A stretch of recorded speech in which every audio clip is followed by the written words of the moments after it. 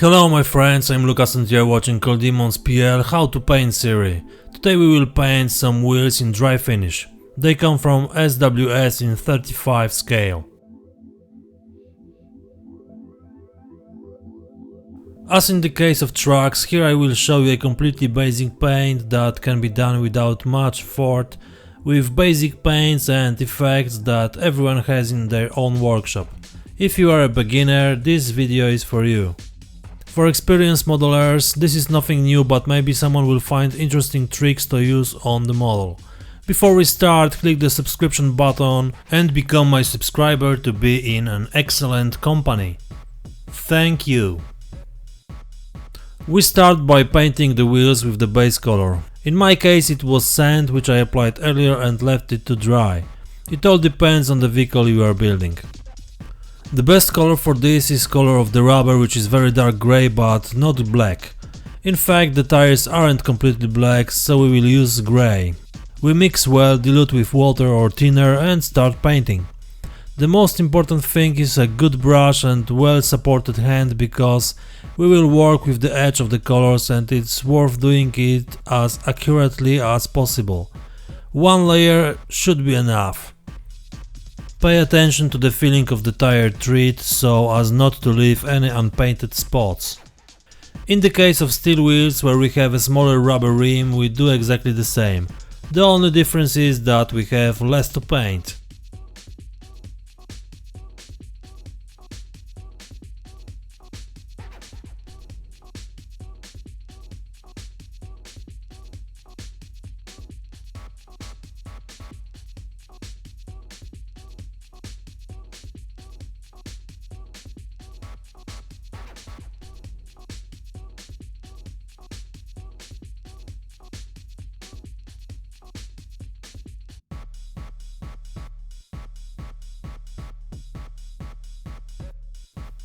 Each steel wheel should be painted with silver in the places where guide teeth polish the surface.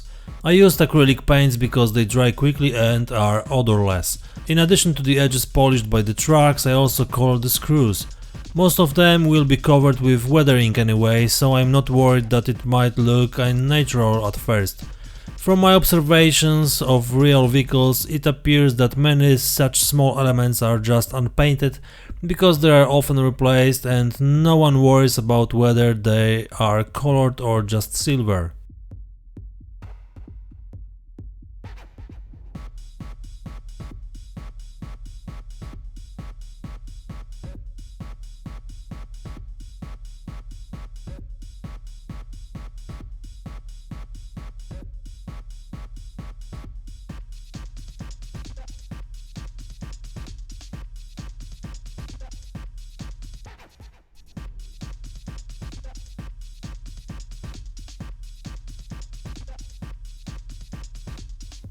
We have a bit more fun with the drive wheels, because there you have to paint all the teeth on both sides.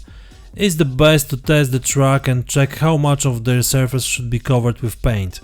In addition, the space between the teeth is also worth painting. It's easy to move the brush beyond the range of painting here, so be aware that you will have to make corrections with the base color. And that's all about the painting.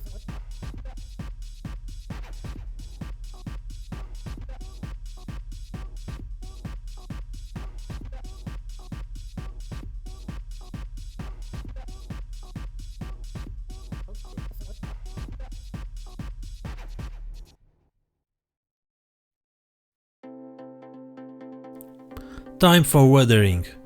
We start with the wash. The surface of the wheels can be glossy, satin or matte. The choice is yours. I hardly ever put gloss on the wheels. In general, I leave them in matte finish and wash them on top of it.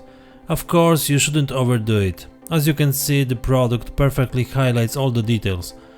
Simple work, but necessary to do even if you are going to use heavy weathering and lots of matte.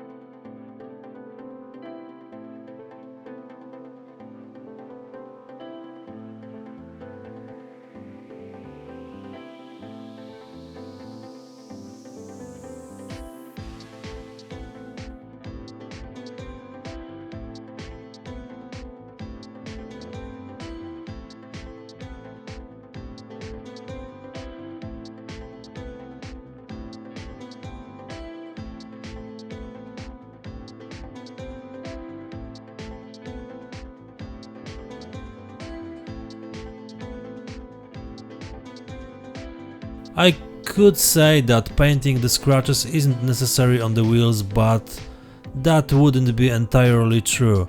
It's worth doing it even to a minimum extent, because always something will be visible here and there.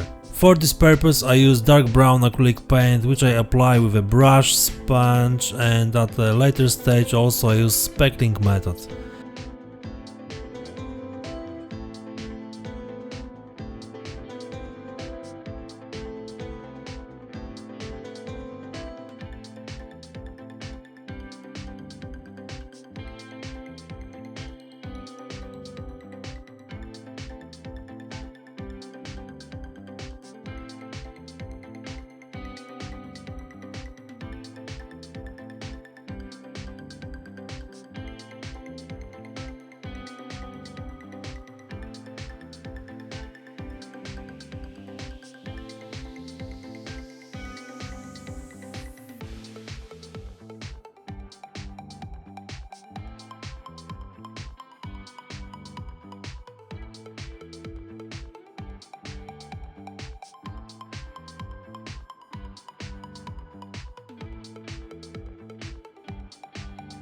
I enrich the whole effect with rust.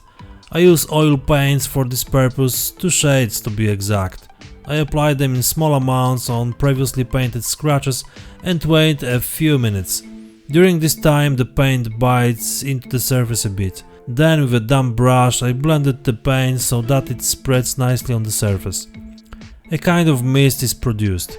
The most important thing is to be moderate and not to overdo the rust, because it will look unnatural.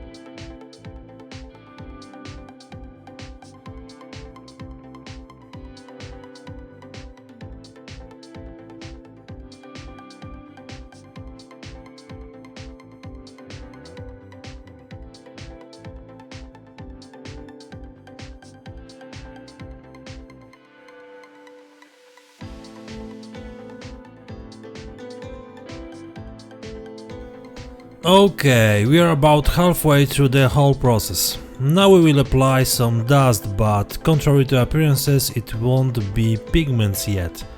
The mixture you see is a mix of bath, water and liquid soap.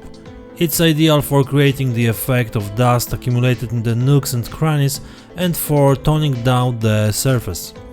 We put it on the surface of the wheels. Not too much, because it will make some bad looking streaks. We accelerate the drying process with a hairdryer, and that's easy peasy. Now I'm putting more tiny chips using the previously mentioned speckling method.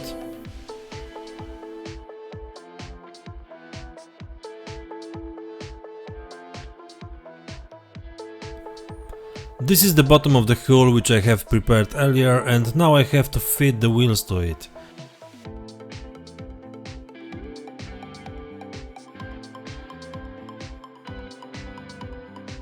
I started with applying the pigment on the inside and at the same time began to build the right texture. When dry matte was made, a few drops of fixer glued the whole thing together, and it was enough to wait a while to start working on the next surfaces. In general, the order in which the pigments are applied to the individual surfaces is not so important. Just remember to stick it so that it doesn't fall off while turning the wheel and retains the structure we gave it when it was still dry. If necessary, after drying, the matte layer can be repeated or supplemented depending on the needs of a given model. It's quite messy, so it's worth getting a white brush to collect the spilled pigment and additionally to do it in a model box or on some surface that is easy to replace.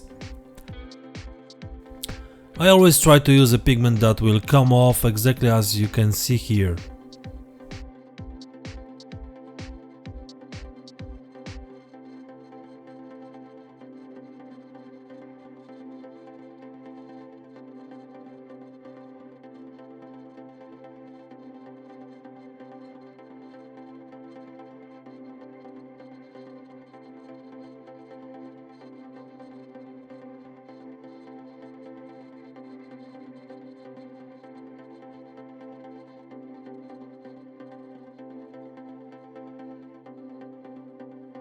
It's good to add some extra effects to the appearance of our wheels, especially when they are dusty. They won't be so eye-catching. The wheels may show various traces after driving through the terrain.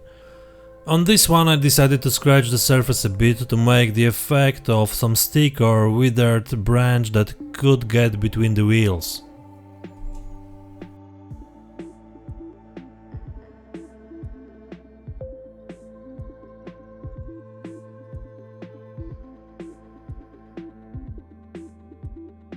The right amount of pigment must also appear on the front wheels. We can safely apply pigment on the tread and side walls of the tire. All this to wipe it off in a moment. Exactly, yeah, we are going to wrap what we've done so far.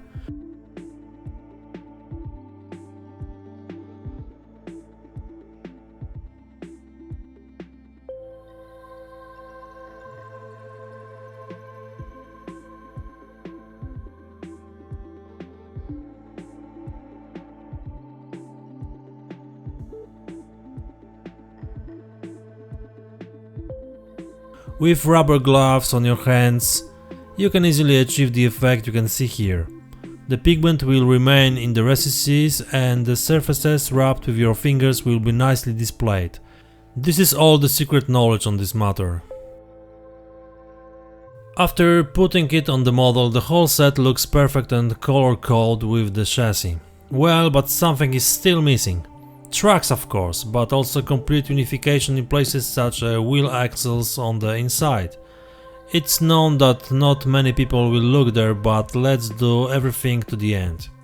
Before we will go there, the inner wheels need to be polished a bit with a soft pencil. I mean the places where the tracks do the job. And then we are ready to put them on.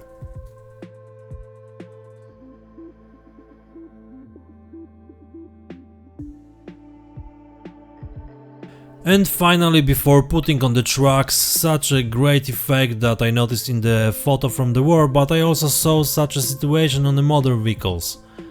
It's enough to wind some wire around the wheel. This is to simulate a broken wire fence or telegraphic wires lying on the ground, whatever. In my opinion, it looks great and adds realism. You can also hook the wire by the teeth. In general, the more randomly it's wound, the better it will look. Don't forget to apply some pigment and paint the piece properly in advance.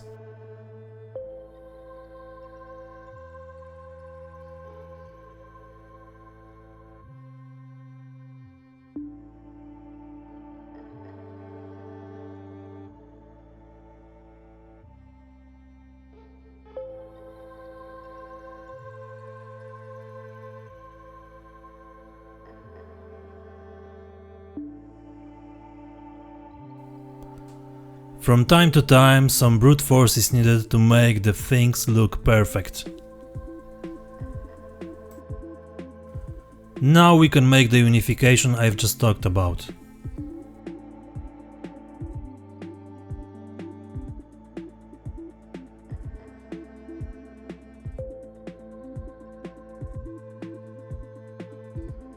With wash, but this time much darker than the one I used on the wheels to highlight the depressions, we'll do some spills and greasy stains. It's worth taking a look at real vehicles in advance, especially construction vehicles where it's easy to see how the greasy stains spread on the dry ground.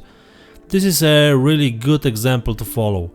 To get a nice effect, you need a good brush and slowly apply a small amount of wash around the caps. The shape and size depend only on your needs. There are no strict rules. We can paint small spots individually or make a speckling method. Just try on some old wheel and piece of plastic. Before that, think about which wheel you want to create this effect on. And don't forget to inner side where such leaks also appear.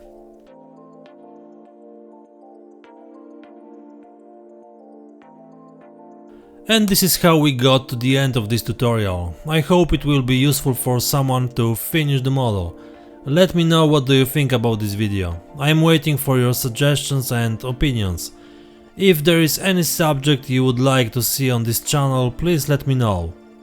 That's all for today, my friends. See you next time. Cheers!